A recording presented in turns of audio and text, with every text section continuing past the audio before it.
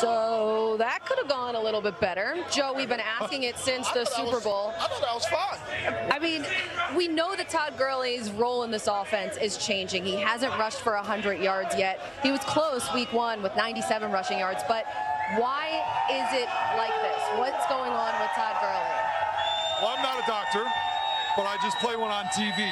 But from what I see with my eyes and what I hear swirling around the Rams is that Todd Gurley has a pretty serious case of arthritis in his knee.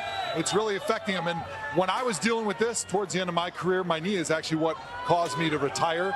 I noticed that it reduces your quickness, it reduces your explosiveness, it reduces your speed because of the pain that you have, the swelling that you have in your knee on a daily basis. It's really difficult. It's bone pain. It's not like, oh, I got a bruise on my arm. Not that type of pain. Every step that Todd Gurley takes is likely hurting that knee.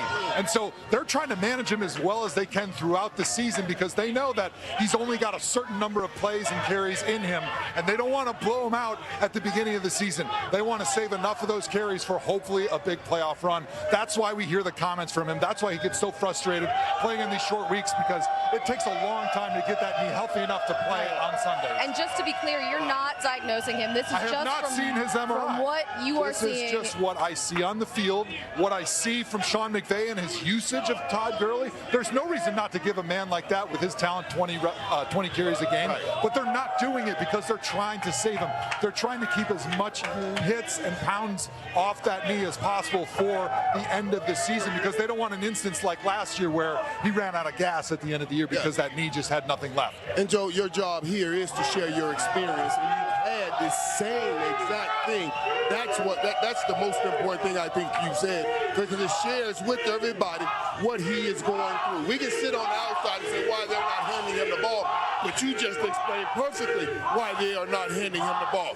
And they are a different football team without Todd Gurley getting the ball in the backfield. This team works off a great run game, and everybody has to come up.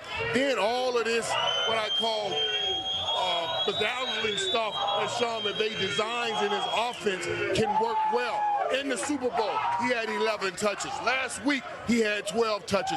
All of those games, he lost. They lost without Todd Gurley, or without someone that can run the ball in the backfield, run the ball out of the backfield. This Rams offense just is not the same. When you look at Todd Gurley, you also understand what he is and what he presents, and he gives this team. They know when you watch the first 2 games, he wasn't on the field as much. But then now, last week, he was on the field so much because even though you have Brown and Henderson, those guys don't have the Todd Gurley effect. And what Todd Gurley brings is he strikes the fear in the defensive coordinator and the defensive player's mind, because he runs the ball downhill. He finishes with his pass forward. And then also, he can run routes as well. He is the all-around back. But unfortunately, injuries have had a toll on him and doesn't allow him to be the Todd Gurley that we have all fell in love with, who we look at and go, is Todd Gurley getting the ball today? And when he's on the field, they're not giving it to him, and defenses are saying, okay, we've seen this before. We don't fear this Todd Gurley, so you have to make us fear him. Right. So I want to see a team, especially with the rain coming down, no miss. This is a Todd Gurley type of game. Give it to him to the left, Todd Gurley. To the right, Todd Gurley, and up the middle, Todd Gurley, and then also in the pass game. And start taking defenders away from worrying about Todd Gurley in the run game and start backing them up and playing coverage. And that makes it tough on Jared Goff. And we put a whole lot of pressure on this kid, Jared Goff. Oh, come on, you got the big deal. Let's raise it up. He has to be sitting there saying, I don't have Todd Gurley, and things aren't the same. Well, this is a passing game that works best when it's built off the run, and you have an offensive line that is graded right now by PFF the worst run blocking line in the entire league. They were the best last year. So all of this goes hand in hand, and I think that's why we're seeing Jared Goff kind of struggle. But like, what are your takeaways when you watch Goff? We're seeing a lot of this type of offenses in the NFL. This is the popular offense right now where you're running the football, you're running the wide zones, you're getting the play action looks down the field. That's where Jared Goff is the most effective. That's where this offense is the best. But it's like dominoes. When you were kids, you'd set up all those dominoes, and if you take away any one of those dominoes, when you try to push them all over, there's a gap and it doesn't work. So when they're not able to run block, they're not able to effectively run the football, it completely almost negates Jared Goff because defenses are no longer afraid of them running the football. So they're not sucking up onto the line of scrimmage, thinking there's a run. So the play action doesn't work because then there's no separation between the linebackers and the safeties. So they need all those dominoes to be working. That offensive line needs to do a much better job blocking for the run game to set up all the other things that they want to do. Look, they lost 2 interior guys, 2 good players on their offensive line from last year, but the longer they play together, the better they're going to get. But if they want to be good pass blockers, they got to start blocking the run well first because that's what's going to help the play action. That's what's going to give them the deep threats down the field with Jared Goff. That's what makes this a great offense. Without any one of those pieces, they're just average. That's why I say Cooper Kupp will have a big day because he becomes the short passing game, becomes their running game if Todd Gurley is not doing what he does.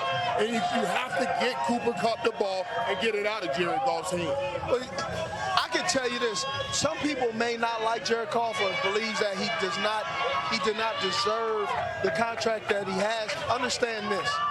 Sean McVay has a system, and Jared Goff understands that system. But that system involves all the different players.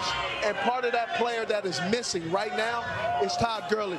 You have to get Todd Gurley involved because that relinquishes a lot of pressure onto Jared Goff. And you know what it also does? It helps those O-line. If you don't help the O-line by running a little bit of stretch inside and outside, throwing some screens, then taking some shots, giving some off balance and off schedule. The only way that the Rams can get back on track with Jared Goff is they take all the tendencies that they know they generally do and do the opposite. Go different compared to what you're used to. If you're going to go take a deep shot, do the screen. If you're going to do a run play or draw, don't do it. Throw this defense off balance because if you don't, you make it more difficult for Jared Goff. Yeah, and you talk about taking the pressure off of Goff. Goff, according to Next Gen Stats, he's been pressured 64 times. That's the most in the entire league, and that also is part of the reason why he has 9 giveaways and leads the league in giveaways at this point. So there's a lot of things that kind of go into this. No quarterback is efficient when you have people in your face. Nope. Nobody. Tom Brady, Jerry Wright, Joe Montana, it does not matter. You need to block it up and let your quarterback get comfortable because quarterbacks are like linemen. They're little delicate faces. Well, I was going to say good looking. We always have the best looking girlfriends. Handle with care. We get the most money. All right, so Fragile. despite their recent struggles, the Rams have been one of the most successful teams since Sean McVay became the head coach. 27 wins since 2017. It's tied for the most in the NFC. In that same span, they've scored more points than any other team in the league. Everyone that's ever met Sean McVay is basically getting a head coaching job. And on the other side of the ball, back-to-back Defensive Player of the Year, Aaron Donald dominates up front on this Rams defense. So the Rams, they seem to be in good hands, presented by Allstate. They just got to bounce back from last week's loss to the Bucs. But Joe, there is Aaron Donald right there on the field.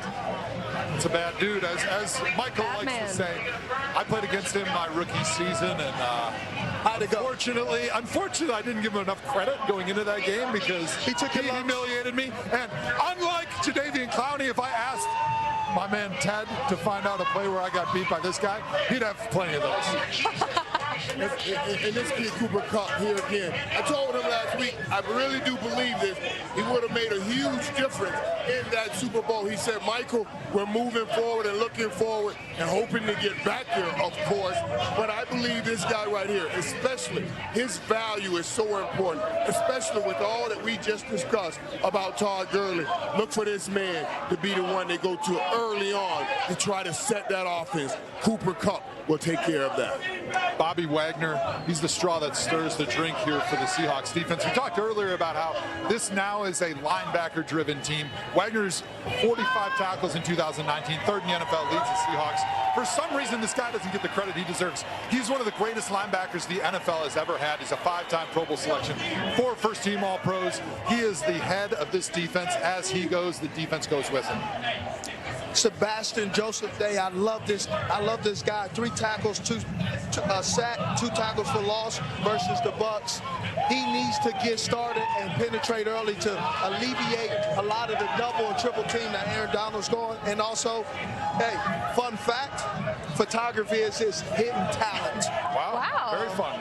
Yeah, and You're a fun guy. This is a big tool right here, DK Metcalf. Steve, you remember we got a chance to hang him, talk with him over at the Combine and everything, and I thought this was a great spot for him to land right here because Russell Wilson would give him the ball. He's had 60-plus receiving yards in 3 or 4 games this season. He's getting on track. A great place to learn. Watch this young man get better and better. Well, we'll see him tonight on the field right behind us. And, of course, we're not too far from L.A. The Rams, they are very comfortable here in Seattle. They've won 3 straight games against the Seahawks, scoring over 30 points in all 3. The offense hasn't struggled often under Sean McVay, and certainly not against